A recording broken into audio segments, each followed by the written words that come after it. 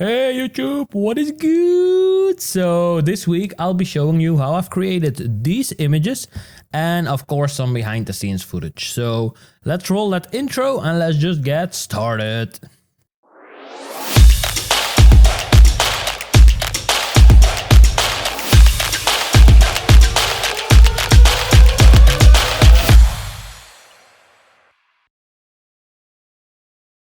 I'll be showing you that you don't need those expensive modifiers to create these kind of stunning images. First things first, this is shot in the studio, which means I have a studio of 15 meters by 5 meters and we are using almost all of the time one compartment, which is like 5 by 5 meters. We will be shooting this on a white seamless, which means the white seamless is 2 meters 72 wide, and then there's 11 meters on the roll, so I let it down and I let it roll up till like 5 meters in front of me, so I have enough white space in front of me to make sure that that the model can move and that she can relocate herself on the white paper. Now on my backdrop, on my white paper, I don't use new paper every time I shoot, so I just reuse it because I know I can later on in post-production remove it. Now keep in mind, it's better to remove it to make sure that you have a clean backdrop if you don't want the fuss of cleaning up the background. While it is easily done, just keep that in mind. It's better to create it in camera so that you have less issues in post-production than to be messing around in post-production. And most of all, if you don't like post-production, make sure that you take a clean cut of paper just to be sure. Now I had still some glitter on it from the previous shoots. Later on, while I was editing, I was like, oh man, why? Because it sticks to the model, it sticks to the floor, it sticks everywhere, so it's a mess. But luckily, I managed to get it away.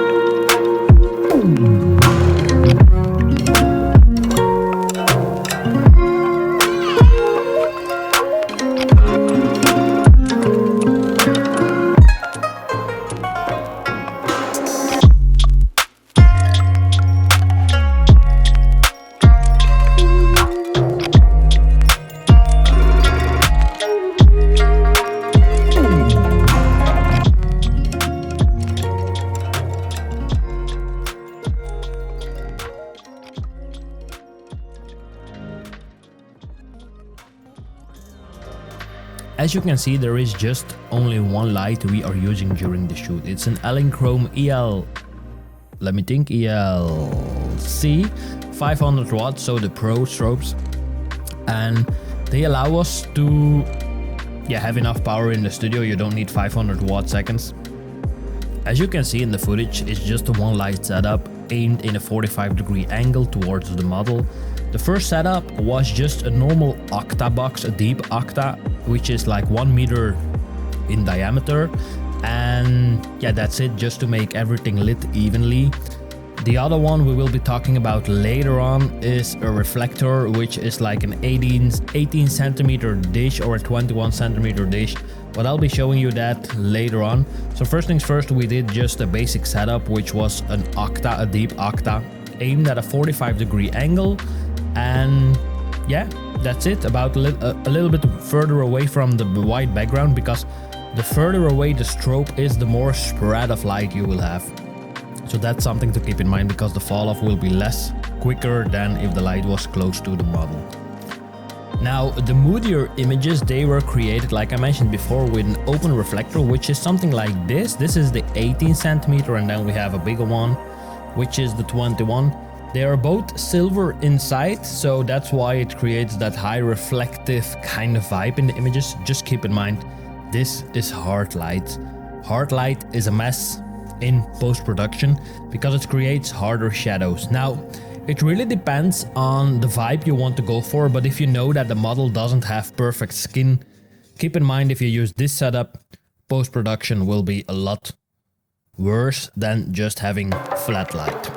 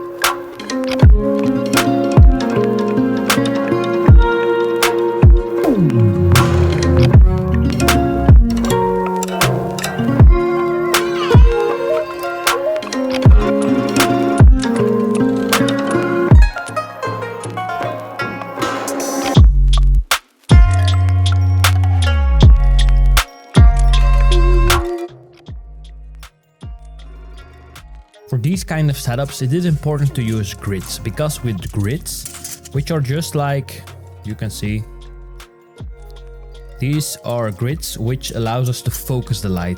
That means if we use this, we can actually control one light beam towards the model, which makes it really controllable by the photographer, and we are able to decide where we want the light to hit the model. Now, keep in mind, you can see there are different thicknesses. The thicker it gets, the more focused the light beam will be. If it is like this size, there's still, like, you can see me through it really easy.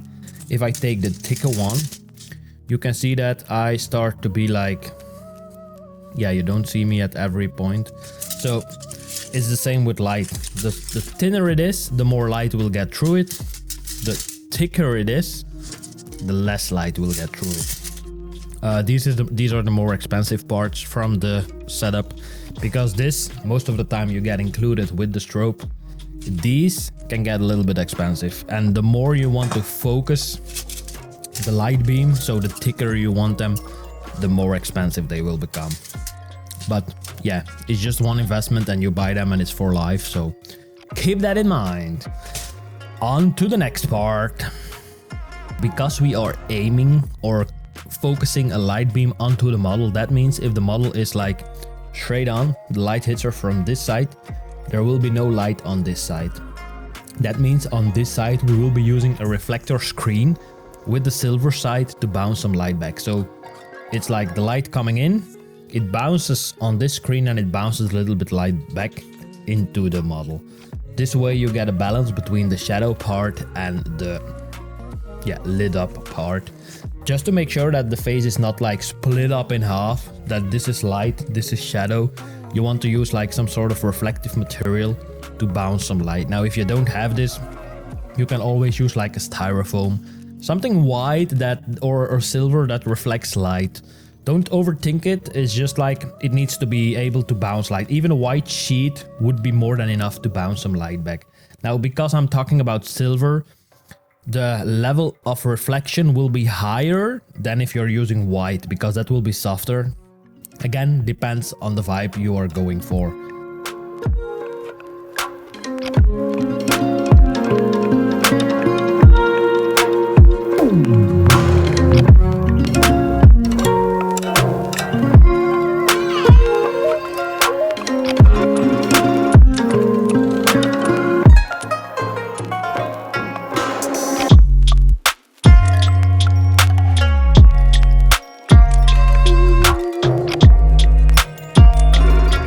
Now, as I mentioned before, these kind of light modifiers are hard light modifiers.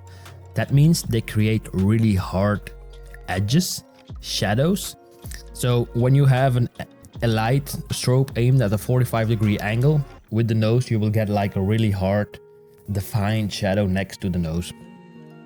You can fill that up with the bounce screen like I mentioned before, but there will always be some more texture in the image because we are using that light.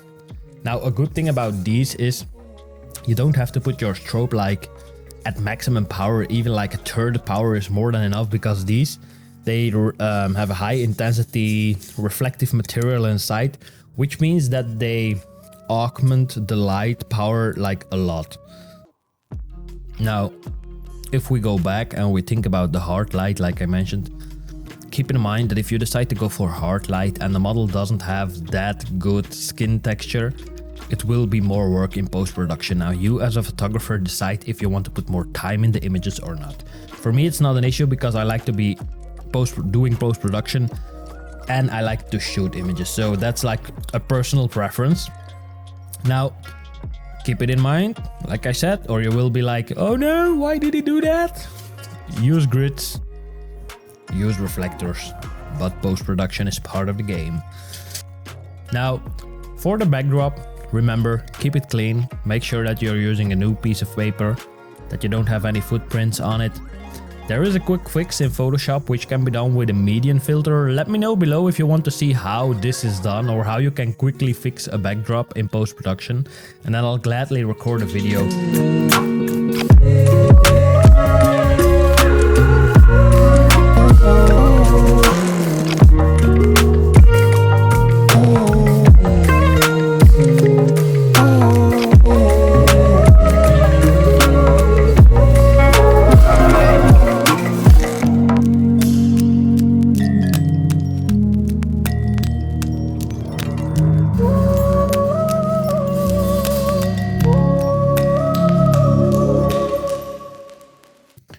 another really important thing is when you're using these focus lights that you tell the model what you're actually doing, because she just sees a strobe, she has no idea what the light is doing. And just explain her, like you can see me doing in the video, that she has to turn her face towards the light, because that way you get an evenly lit face. You still have hard shadows, but you get an evenly lit face. And because you're using with a focus beam of light, watch out that you don't get those raccoon eyes, so the eye bags under the model's face. And make sure that you tell her like, hey, listen, the light is coming from one spot, make sure that you turn your face towards it, and you can turn around just until that stage, and then you will be completely dark. The moment she realizes what she has to do, she will adjust herself so that she knows like, hey, I'm in the light. Now, if you're putting the light and you are like looking for the right way to focus the beam, the moment the model starts squinting her eyes, you know you're in the right spot. If you got questions about this setup, don't forget I'm always reachable below in the socials. And yeah, that's about it, and then I'll see you when I see you. Ciao ciao.